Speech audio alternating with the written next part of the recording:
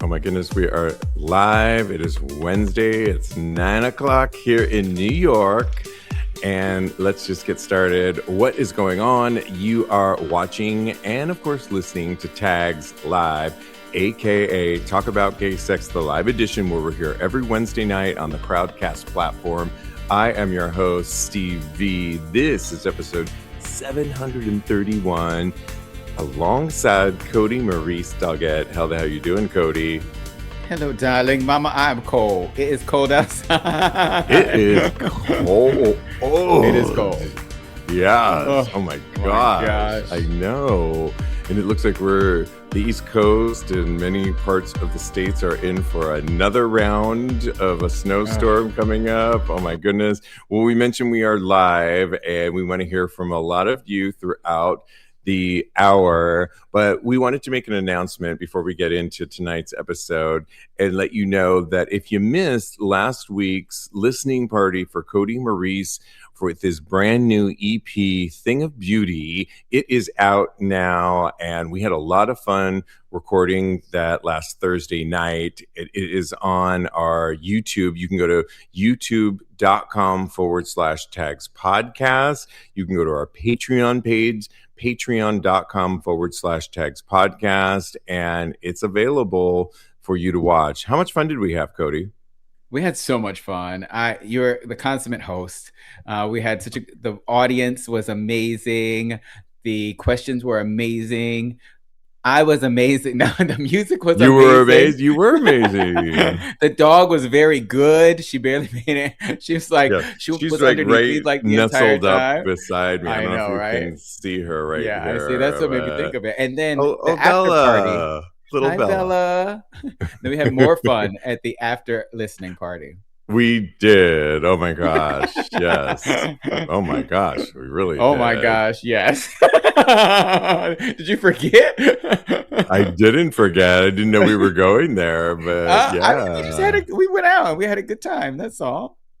Well, we mentioned we are live. Hi, Bryce. Hi, Adrian. Good evening to you. Hello, Doug. Doug says it's a whole 4 degrees here in Pennsylvania. And wow, yeah, it's brutal out there. Yeah. Bryce says, congrats, Cody. I've listened to the album last week. And okay, good. I love it. Keep it going. Keep it going. Adrian says, I have it on my iPad. All right, good. Thing of Beauty, wherever you get your music, out now, brand new EP. And any word on the music video, Cody? She is in the final stages of, okay. I just got a rough cut the other day. I had my notes that went out for it. And yeah, it's getting real close. They're edging us, but we're almost to where we need to be. All right, we'll leave it at that. Let's get into tonight's talk where we are, it's the beginning of the year still, and I always think it's a really good time to reformat, reboot, and reset, as we're calling our sex and relationship patterns as gay and queer men.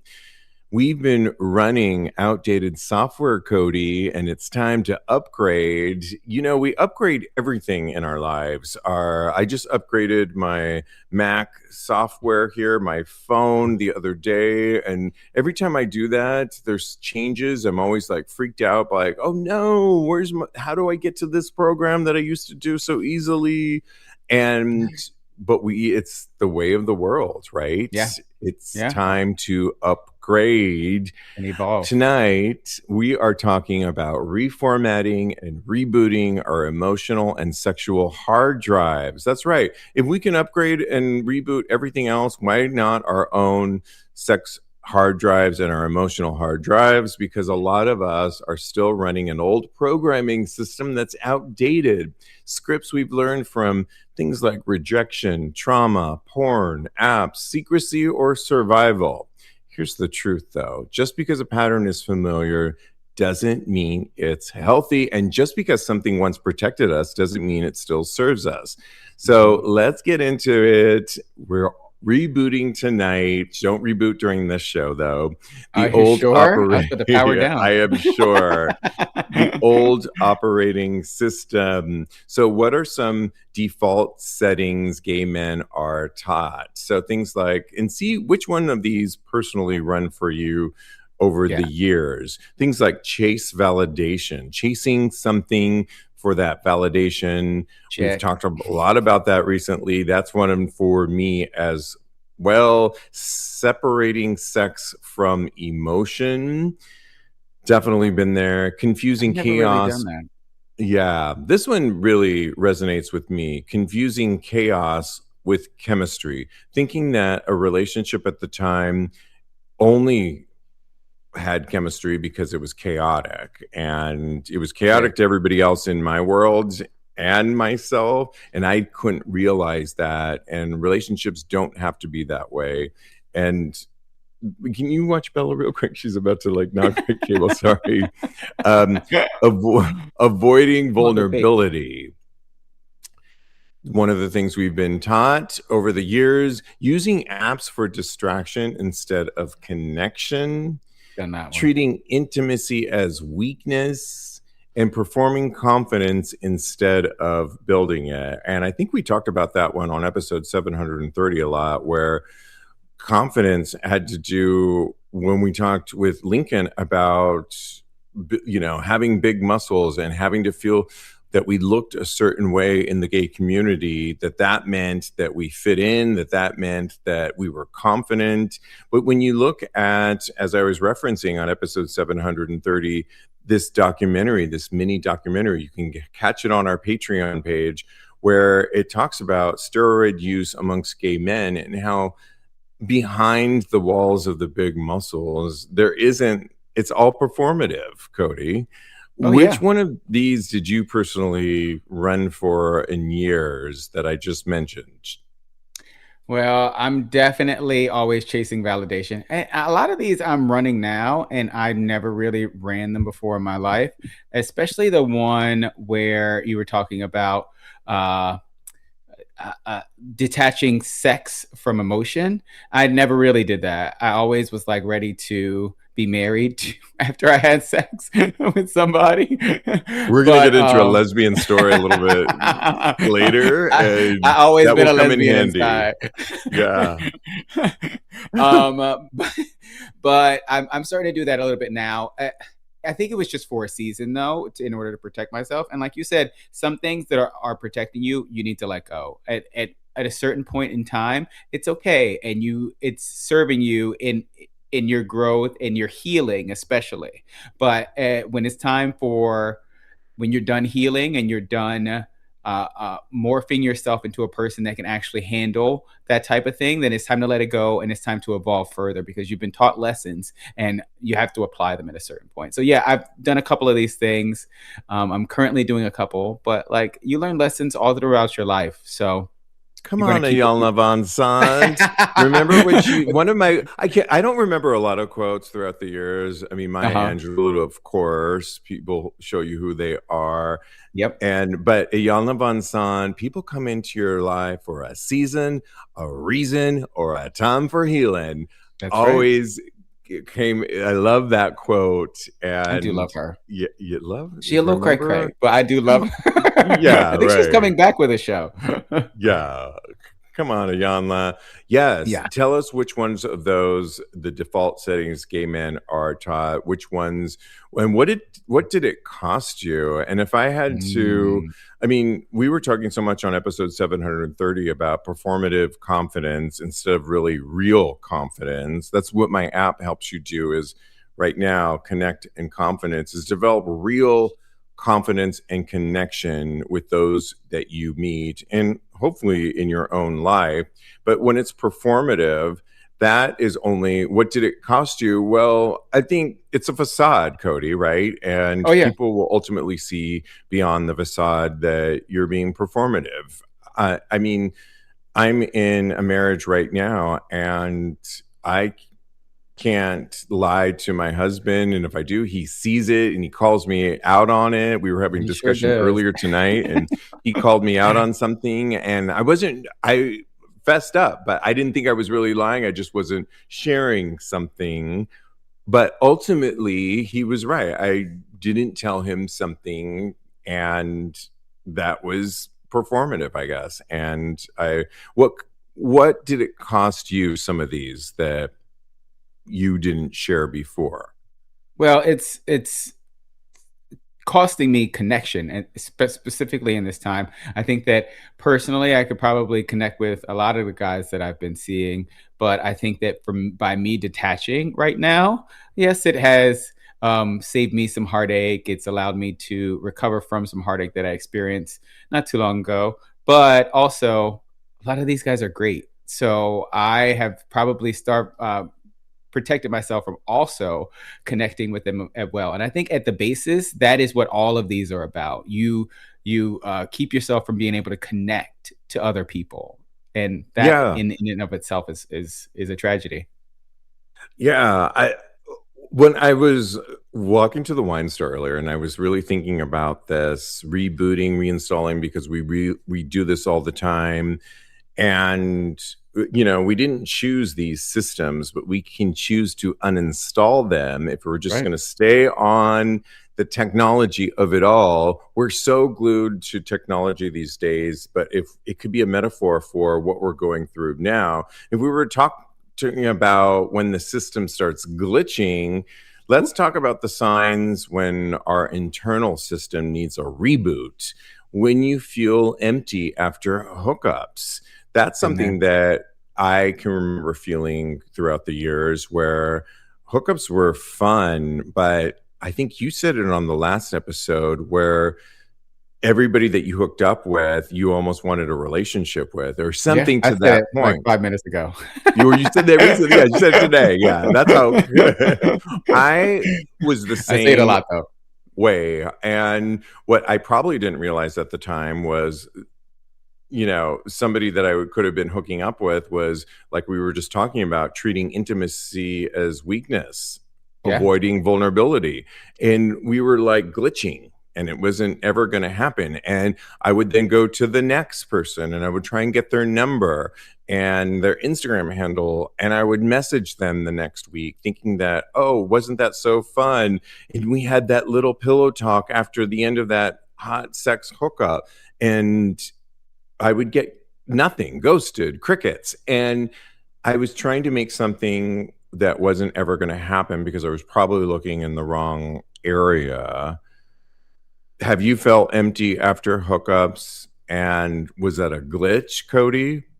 Yeah, not really recently, but before before I got my relationship, that was what the entire experience was. I was going out and hooking up with people and then just feeling completely like devoid of any emotion. And that was really weighing heavy on me. So I started to realign myself to actually forge connections before I had sex with people. A glitch that I'm having actually right now in this moment in time is I am searching for like connection in my hookups, even if I'm not necessarily looking for a partner or a boyfriend in this space right now. But I have found, and this could be a couple different reasons, but when I go to like sex parties and sex clubs, I'm having like a little bit of issues as far as keeping erect, honestly, in these parties. It might be because the stimuli around me is too much for me right now. It could be it happened in a new space, so that could also be a contributing factor. But I am finding that for these sex parties and going out to like hookup clubs and things of that nature, it's been happening basically, and it doesn't happen when I go and hook up with one-on-one with a person. Like I went to this cute guy's house the other night, and it was like right before the blizzard here, so I think it was Saturday, and I think I came and I was still hard even after I came. And yeah, because the connection was so fantastic. So yeah, I think that, I think I'm starting to evolve past like the hookup culture as far as the bars and all of that is concerned, but I love it so much, and I want to get back into it. I think the best part of what you said is that self-awareness. I think that's a lot of, when the system starts glitching, but when you start noticing,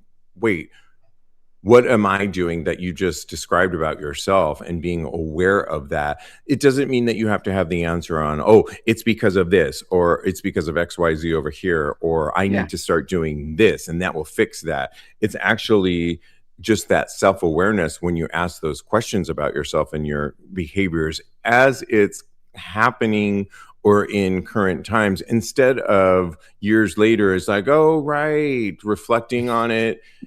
You have the maturity to do it now, which I think in my own marriage right now, I'm doing that as we go too. And I think you have to often, as you get older too, is look at what's not working and be able to reformat. I mean, they're coming out with these Apple upgrades like left and right. We have to do that with our relationships and our hookups and our love relationships all the time. And how we relate to other people. Yes, there's a new format, and it might be in beta mode, but let's go with it. And we can, I mean, I just love this parallel. It made so much sense to me when I thought of it today. Mine has to do with, when system starts glitching.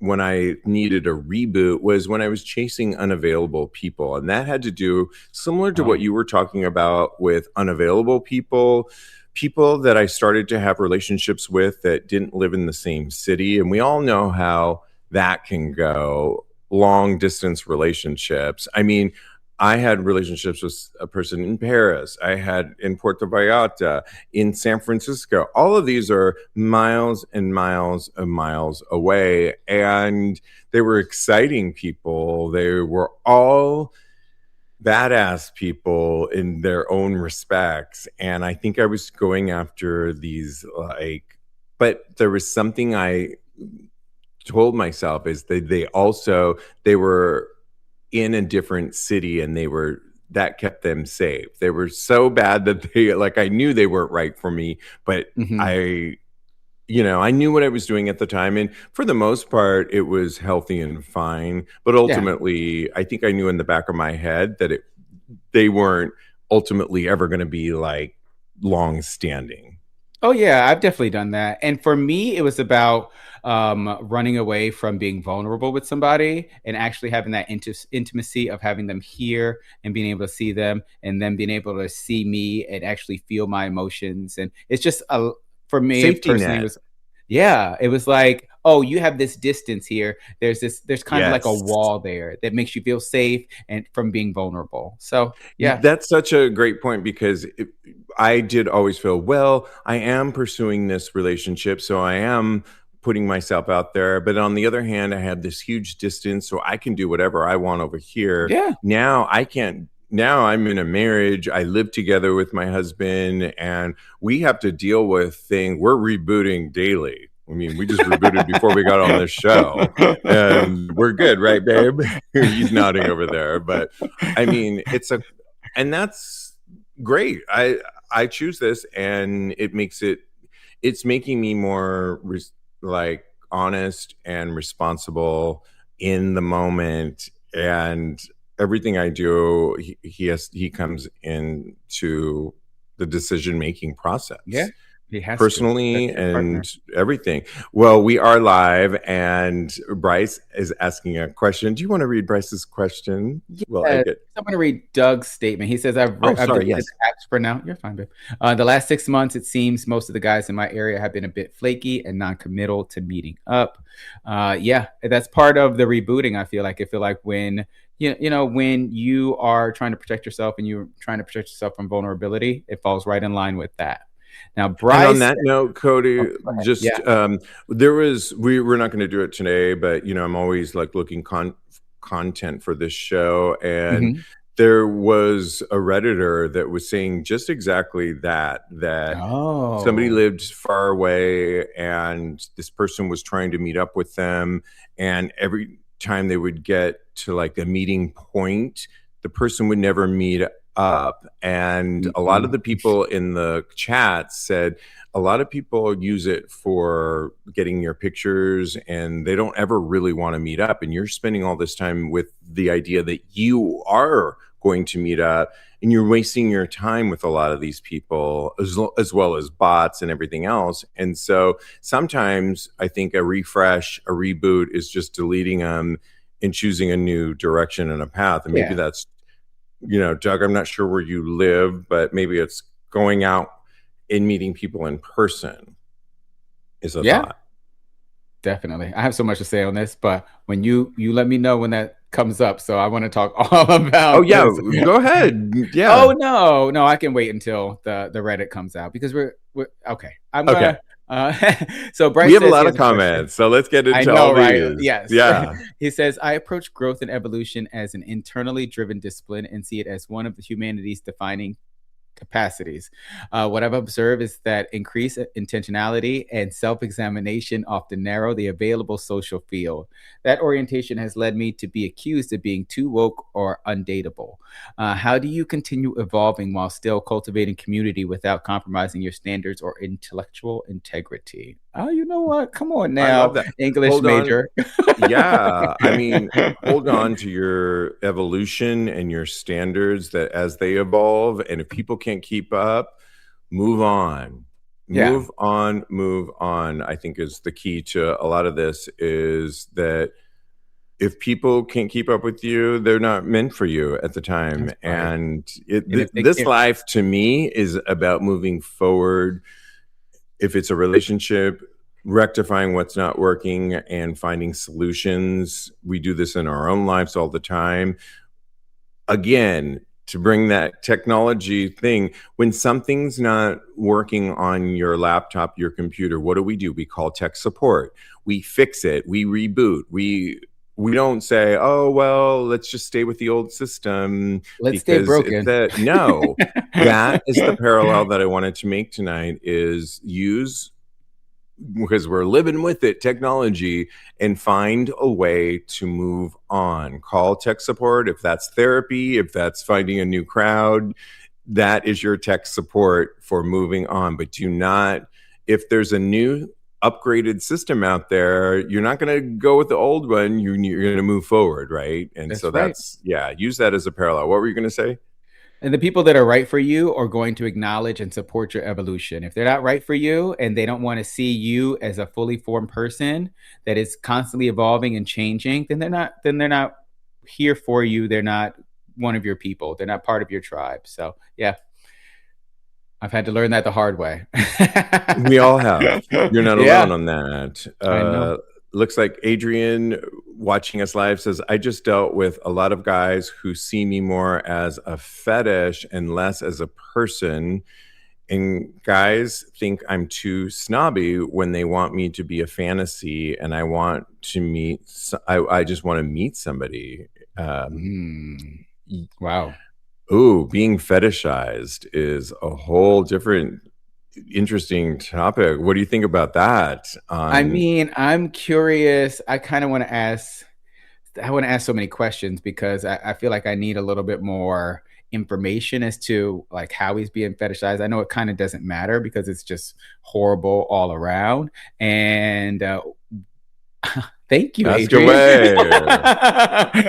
And snobby. Well, I wonder what makes them feel that he is snobby. I feel like I just need a little bit more information because I feel like if it's being picky, I think you're allowed to be picky, and he's allowed to do anything he wants. Yeah. If you're, I can remember being fetishized before for looking a certain way, for having the color of my skin, or for being Latino, or, muscles that I had at the time. And I felt that was being fetishized, but did they really like me? Or was it, when you've talked to people before and everybody that they've dated is Latino, and you're like, wait a minute, am I just like the next one in your prototype here? Or do you really like, I'm sorry about my eyes. Yeah. I'm just thinking if I should say this next thing, and you know what? I'm going to go. I had somebody yesterday say, "Oh, I want that black dick." I'm like, wait, hold on. Wait a minute, Bucky. Yeah. Full stop. Listen, this is and he caught it after he said it, and he was like, yeah, you didn't like that. And I was like, nope, I didn't like it at all. So Good it happened. self-awareness moment that he got it. Maybe a little too late, but Probably a little too a late. little too, I don't know. yeah. We'll see. It didn't work for you, and I mean, yeah. it's just reducing me down to my beautiful black dick. But like Okay, yeah. you don't have to let me know that that's all you want. Thank you. All right. Well, let's move on to what we're calling part 3, when the reformat. So you've reformatted, you're clearing out those old files that aren't serving you well anymore. You've got a new system on your computer, if you will. Reframing, asking, one belief about love and sex I'm deleting is, Cody. One belief about love and sex I'm deleting. Do you want me to start, or? Go right ahead.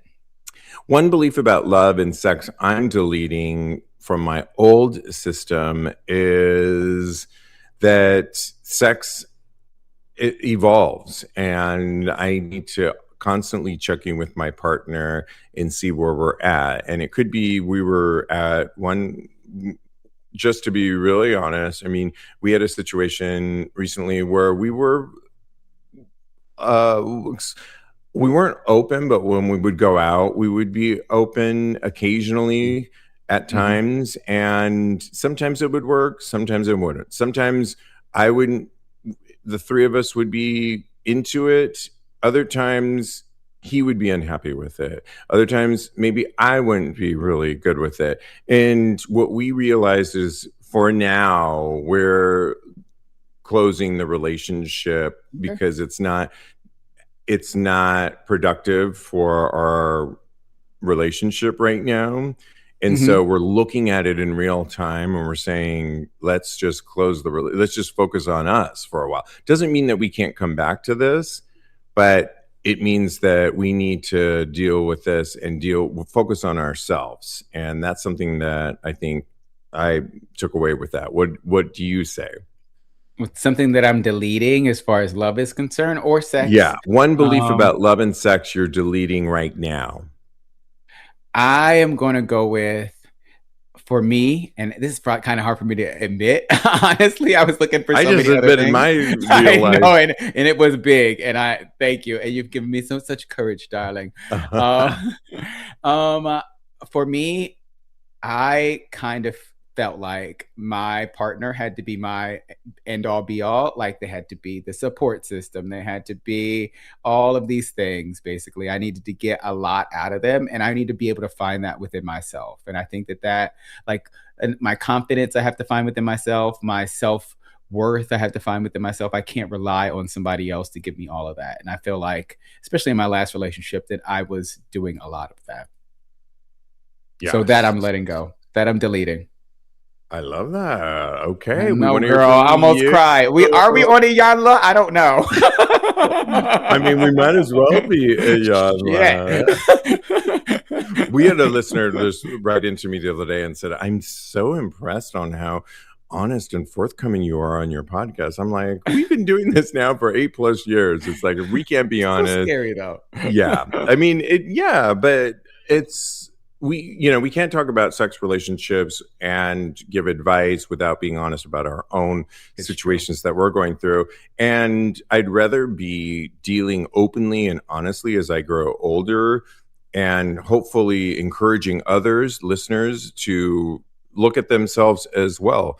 If we can be that way, hopefully we can be an example for you as well. That's the beauty of life, is moving forward and growing. Right. And so, yes. Okay. Yeah. And part 4, the reboot, installing new software. Okay. So now we've gotten rid of all those old files, Cody, that aren't serving us anymore. And we're putting in that brand new software that is up to date. So let's introduce some of those new settings, where curiosity instead of performance. If any of these speak to you, let me know. Honesty instead of strategy. That's one that speaks to me, where I have tried to maybe predict my husband's, what he thinks would be, instead of just being honest with him.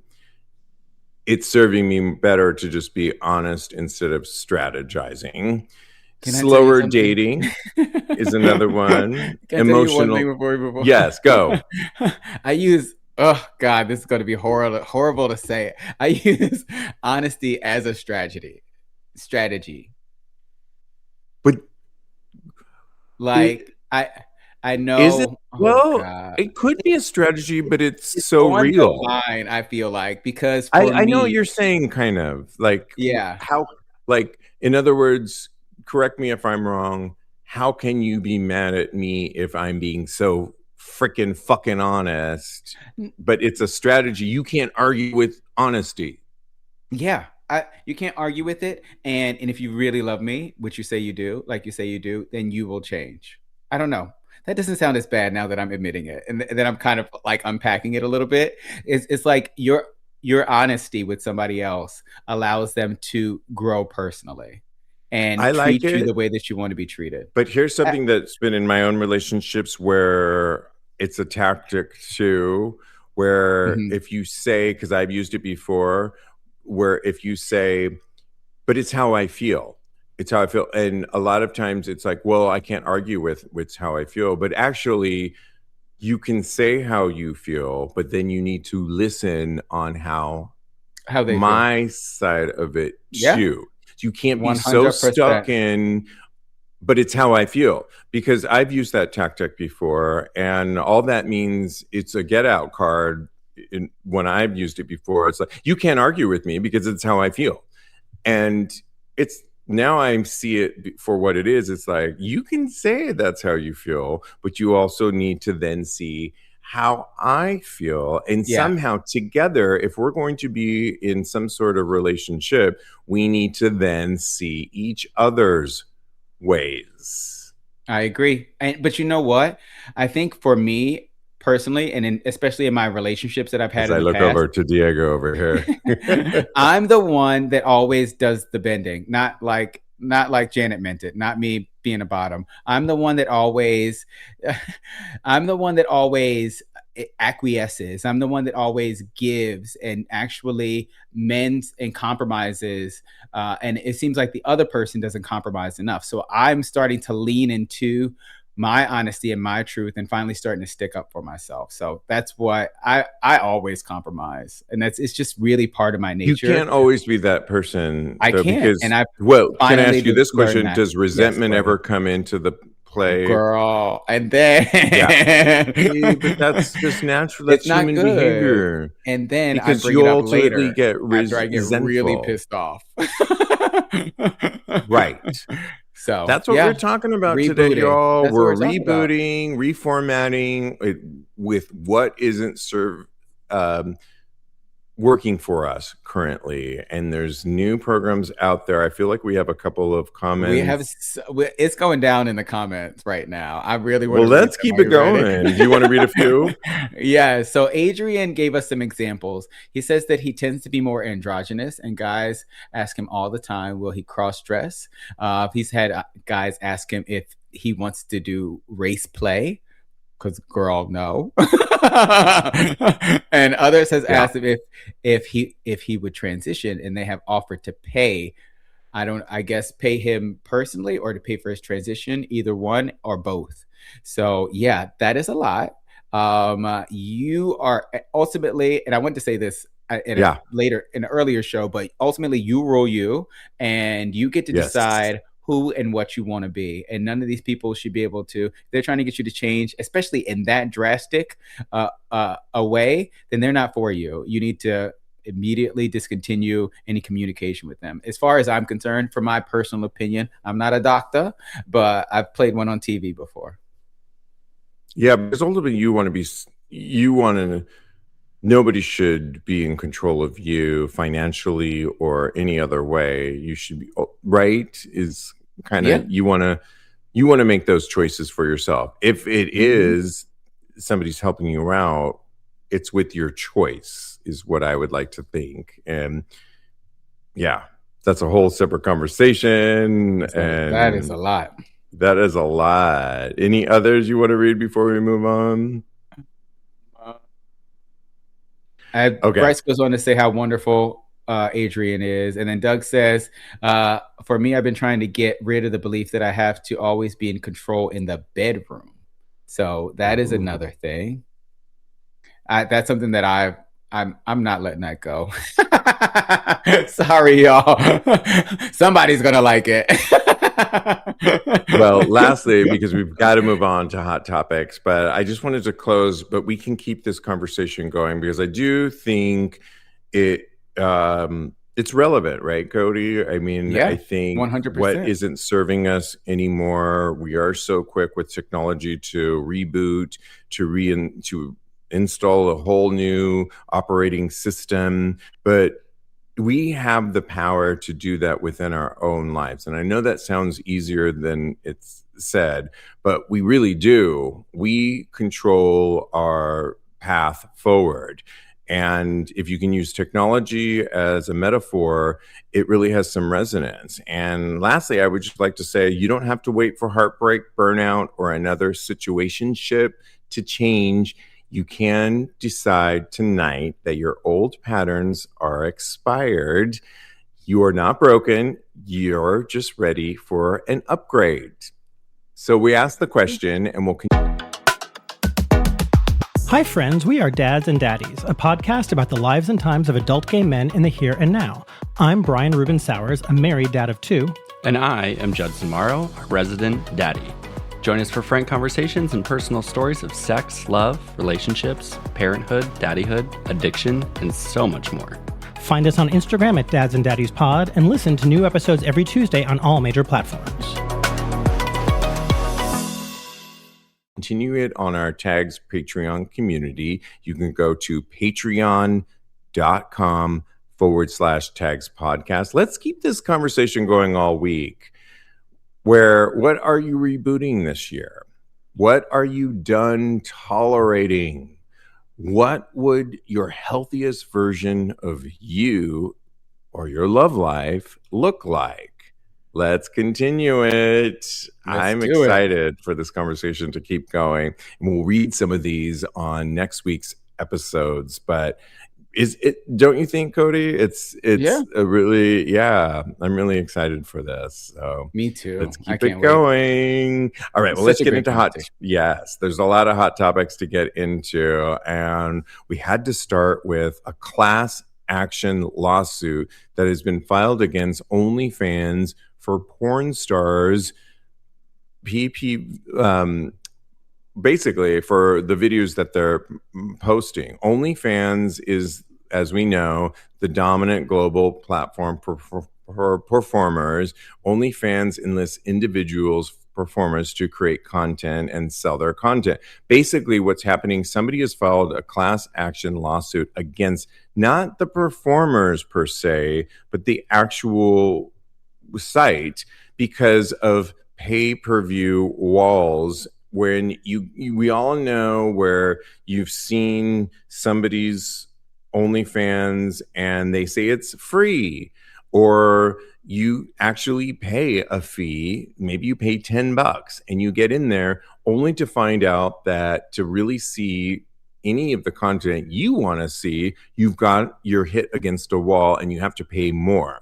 And they're putting performers, the class action lawsuit is stating that they're putting performers, although I would say a lot of performers do this on their own, but they're asking the performers to then, once you get there, I've been guilty of going to sites of OnlyFans in the past, and it's free, but it's really not free because you don't really get anything. And then any content that you want to see, you have to then pay premium content pricing. And that's what the class action lawsuit is stating, is that it's built in a way that pushes its performers to put a premium and luring people into paying more. Well, one could argue that this is what happens when you go to any site. If you go to Zara and you look at something, you're going to then get content, but you're not paying that paywall, Cody, when you go to it. You're just getting advertisements for, hey, you looked at that pair of jeans on Zara and here we are, and there's a price discount. it is sort of the way our capitalist society and the way things are now. But do you think that there is reason for this class action lawsuit? I don't think they're going to win. It's like, for me, it kind of equates to when you go to a club, you have an entrance fee, and then you go in and you buy drinks or whatever. Or Child, I get in for free. I don't. You know. Can you help me get in for free? We'll work on it. When I'm with you, I don't stand in line. But so okay, there you go. Yeah, but I don't want to pay to get in either. So try and break that out for me, number one. But yeah, I think for all of this, everyone that goes into this kind of knows what it is. I think you have to look for the people that align with your budget and your pocketbook at the end of the day. And I don't think this is a legitimate class action lawsuit. I think that there's no way that this how this structure is going to topple because of some people complaining about. I do think that a lot of the pricing is astronomical. I saw today, I think somebody was asking for like $600 for a naked picture, and I could never. And so that should probably. Yeah, I feel like I don't have enough knowledge on what's really working, because I was watching TMZ today where there's a lot of these young former Disney type stars that are now 18, 19, and they're making millions of dollars the first day that they go live on OnlyFans, like millions of dollars. And are they doing this paywall thing? I think it's it is the name of the game. I mean, when I was on the platform a couple of years ago, I just had a set price. So in other words, let's just say it was, $12, right?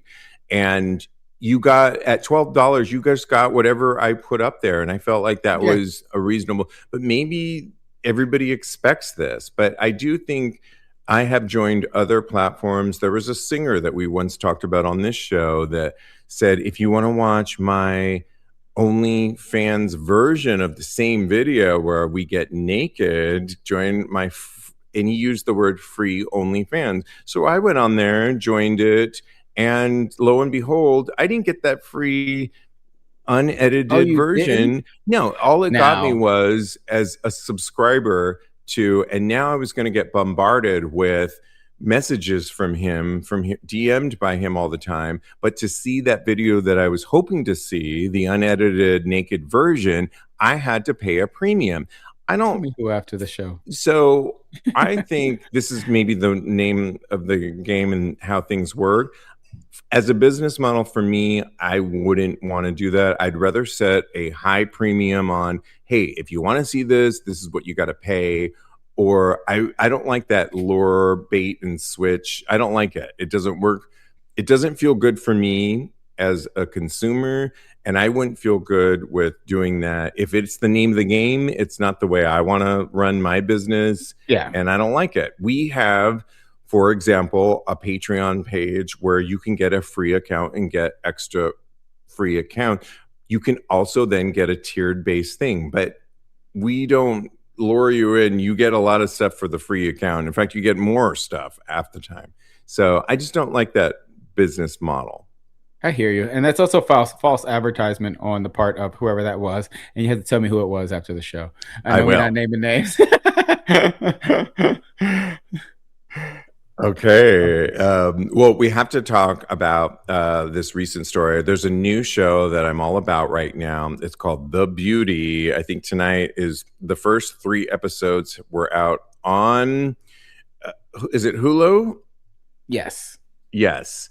And tonight is another new episode. It's Ryan Murphy's new series. It relates to what we were talking about on episode 730. If you could get a shot on looking hot, would you do it? But what does it come with? And recently, Ashton Kutcher, who stars in the show, says that when he was a model back in the day, he modeled for Tom Ford. Tom Ford fired him because he looked, quote unquote, too fat in a Speedo. Ashton says, I was 178 pounds. Ashton says, I was 19. I was hanging out with what I considered to be some of the most beautiful people in the world. What I realized really quickly was that everybody had an insecurity. This is the key part. Everybody, you look in the mirror long enough, you'll find something you don't like, or that you think you could be better, or you think you could be different. And I think that's really key that he said that, because for a lot of people, if you looked at Ashton Kutcher back in the day at modeling, he looked amazing. He still is a gorgeous man. I have a Hollywood. I don't have many male Hollywood crushes. Ashton, I think he's hot. He's sexy to me. Yeah, I don't know why. It just is. Ashton? Okay. I think it's because he's quirky and goofy and hot at the same time, and I like that combo. It's not that he's just like this, but for him to admit that especially on what we were talking about on episode 730 with Lincoln, listen to that episode, is that even when you're being asked to model for Tom Ford as a model, you still have your insecurities. It's good to hear these things. Yes? Yeah, definitely. It definitely humanizes him, and it makes us feel like, wow. So my insecurities, they're a human experience that I'm going through. So I'm glad he came out and said this. I think that more beautiful people, myself included, should come out and say they have insecurities. I definitely have them. I look at myself in the mirror way too much to not have them. I think that when you are critical of yourself and you look at yourself and you tend to pick apart every little thing about yourself. You don't do it to other people. We are our own harshest critics in this world. So anything we can do to make that load lighter, I'm here for it. Thank you, Ashton. Okay, what do you feel about this, Cody, where quote unquote deviant events are currently being banned by Meta, Facebook, Instagram, on how our community, LGBTQ plus nightlife party planners, are finding that a lot of their events that are being deemed as deviant, and one they actually call themselves Deviant Events, is the current one that's recently been banned by Meta. Despite this setback, Deviant Events, the organization, is moving forward with plans for a major events coming up in Atlanta and DC, but now Deviant Events is a Black and Brown-led queer nightlife cultural platform and is growing amongst our community. But they do all kinds of sexy, fun events, and they've been using the platform to promote. Well, now they're deemed as literally deviant and being erased from the platform. What do you say to this?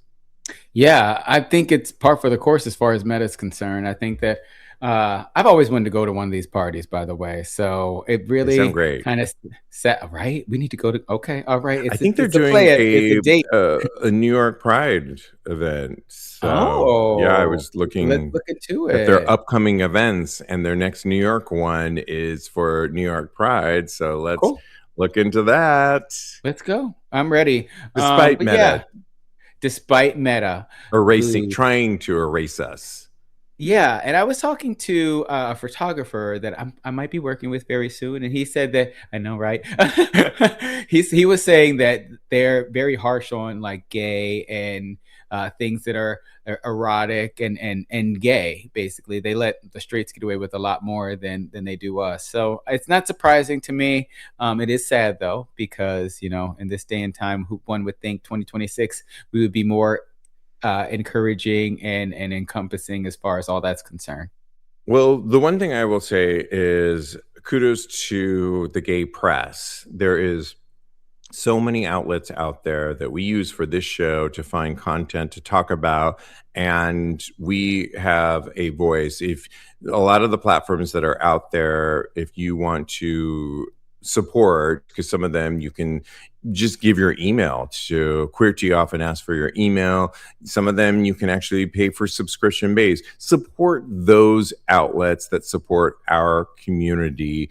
And that's how we find out about a lot of these things. I mean, the fact that Meta isn't the only reason I found out about this story and why we want to potentially go to one of their upcoming events was because it was on a LGBTQ platform, not because of me going on Instagram or Facebook. So don't ever underestimate the power of our community and the power of the gay press, because we have a lot of financial dollar. We have a lot of power within our own voices and within our own community without always looking at it. And again, I did not find this scrolling through Instagram or Facebook. I found it in the gay press. And if that's what we have to do, that's amazing. So that's what I would say. Yeah. That, support gay press. Support the gay press. And I think this was the one we wanted to do. The Karamo one. Should we do this one? Yeah, girl. We about to This fight. was really, we were recently talking about the new Queer Eye for the Straight Guy, their 10th and final season. And if you've listened to any of our recent episodes, we were talking about the controversy on Karamo Brown not showing up for any of the press. If you know anything about when you have a new product or new, series out, everybody needs to step up to the plate to promote it. It's the only way, especially in this current climate where there's so much content out there. Part of your job is not only being an actor or a reality star in these series, but for the success of these things to make it, you all have to show up. Well, we talked about recently on the Fab Five was the Fab Four, with Karamo not showing up for much of the press. And the narrative became less of that of the new season and more about why he didn't show up. Now, he had stated that he felt bullied during, and we talked about how there was a hot mic when he brought his mother to one of the sets, and how some of the cast were talking shit about him. What this newer article is basically stating is when you sign up for a project, a job, you see it out till the end, and it's less about your opinion and you just see it out. You can state your opinion later on. And I kind of agree with what this was stated is it became more about Karamo and less about, and if that was his position, well, he won. But I think just finish out the job. We weren't clear on when his mother came to set, if that's really the case, on why he decided he was bullied. But finish out the job. If your job is to promote, finish it out. It's professional. It's what you do. And you say what? I say I stand by Karamo. I think this shines a light on mental health and not really having to be locked into something that is damaging your mental health. I feel like this guy in the article is a bad take because he's trying to make somebody suffer through being with their quote unquote abusers while finishing a job. I do think that press is part of the job. I'm not disputing that at all, because I do think that that's part of the job. But I think that because in order for, so many bad things come from people being bullied. So I think that him protecting his peace and his mental health is 100% within bounds. And I'm glad that he's doing it. I'm glad he set up that boundary. Yeah, I feel like Karamo's, I have a couple things to say on that. I feel like mental health is a real thing, but it's now become a thing where you can just say mental health and then you're acquitted for any of your actions. Why do I say this? Recently, Kanye West has been in the press saying things about he's a Nazi and he is against Jewish people. And then recently, when asked the question, are you still, and black people too, but the Nazi thing in particular was asked recently, and he said, no, I had a mental bug in my head. And the question becomes, he has a brand new album coming out soon. So is he saying that now that he had mental health issues, and that's why he said the atrocity, the horrible things against the Jewish community, because he had a mental thing, but never backs it up with, but I've now gotten help and I see a better light? Or is it really because he has a new project coming out and he needs people to listen to his album and oops, oh, I didn't mean what I said. I think actions speak. To me, it's like, Karamo, you have a talk show, you're mental health, you're fine. You could have showed up for, like, Kim Cattrall has showed up for Sex and the City things when she's admitted that her and Sarah Jessica Parker don't get along, and still do the professional thing and then later say, well, you're a piece. But I think it was a tactic, and it's taken away from the actual artwork. And it does ultimately, the final word is, it can burn bridges for him and the rest of the cast for future stuff. I don't think he cares. Yeah, I don't think he cares. In your example, Kanye did harm to other people, even though I think he's bipolar and he should just stay out of the public eye and stop making music altogether because he has serious mental issues. But Kanye did the harm, and in Karamo's instance, the harm was done to Karamo.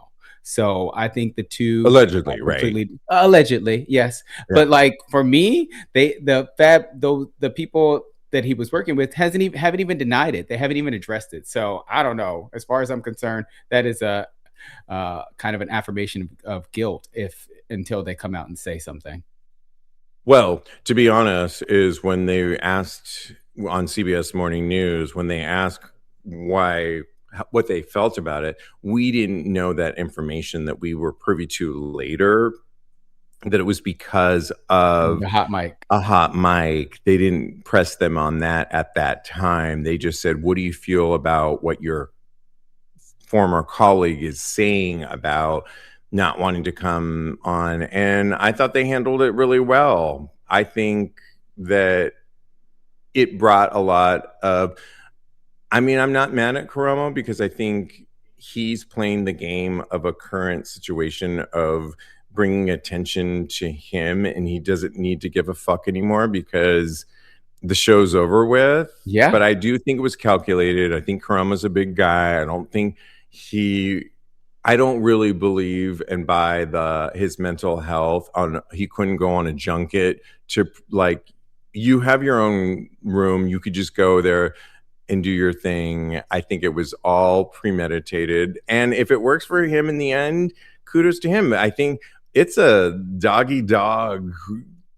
Hollywood game these days. And both, honestly, I think it's both. I think it's calculated, and he just doesn't want to see those people anymore.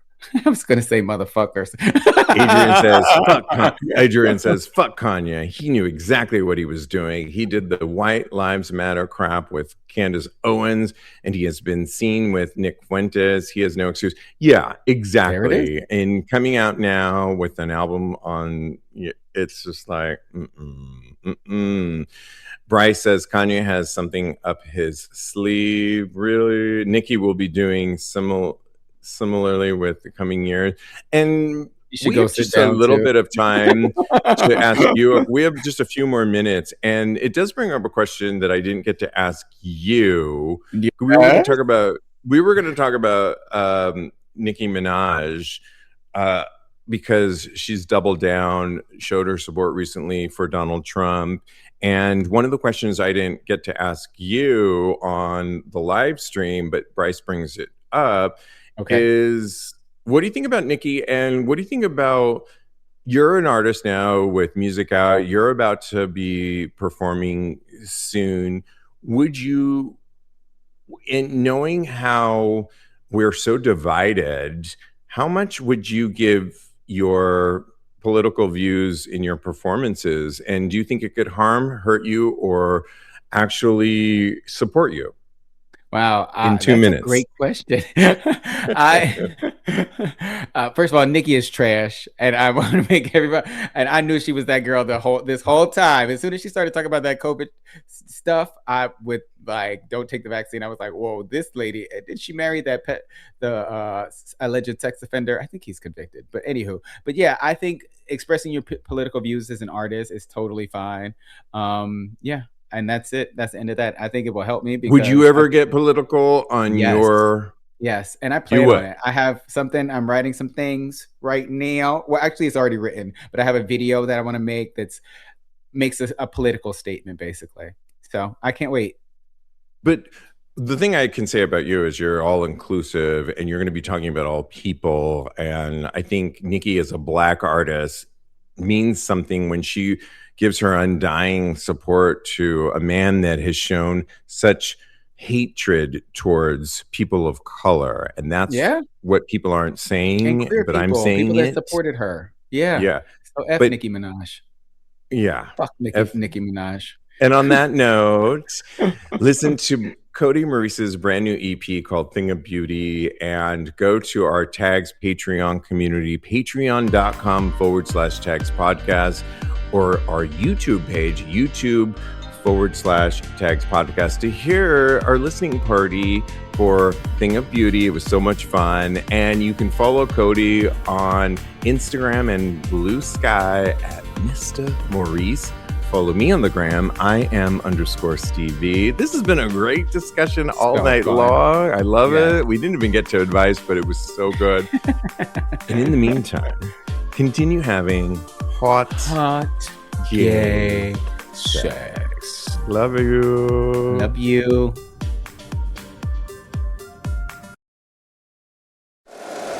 If you like the show, please take a moment to rate, review, and subscribe. It really does help the show to grow. Thank you for listening.